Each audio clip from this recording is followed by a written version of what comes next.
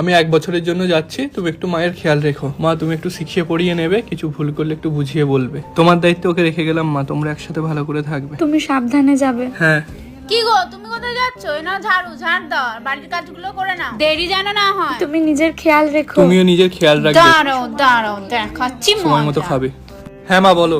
কোন মেয়েকে আমার কাছে রেখে গেলি রে বাবু? আমার সেবা করা তো দূরের কথা, ঘরের কোনো কাজ অবধি করে না। সারাদিন শুয়ে বসে থাকে আর ঘন্টার পর ঘন্টা কার সাথে যে কথা বলে জানি না। আমি কোনো কথা বলতে গেলে আমার সাথে তর্ক করে মুখে মুখে। কতবার তোকে বলেছিলাম আমার পছন্দের মেয়েকে বিয়ে কর, তুই তো করলি না। ঠিক আছে মা, আমি ওকে বোঝাচ্ছি। ফোনটা ধরেই তাড়াহুড়ো করে কেটে দিল।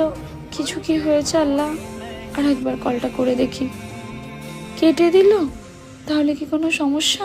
এত শরীরটা খারাপ লাগছে, কি করি? ঠিক হয়েছে, শরীর খারাপ হয়েছে, এবার তোমাকে কে ডাক্তারের কাছে নিয়ে যায় আমিও দেখছি। দিদি চল আমার সঙ্গে ডাক্তারের কাছে। কিছুতেই তো শরীরটা ঠিক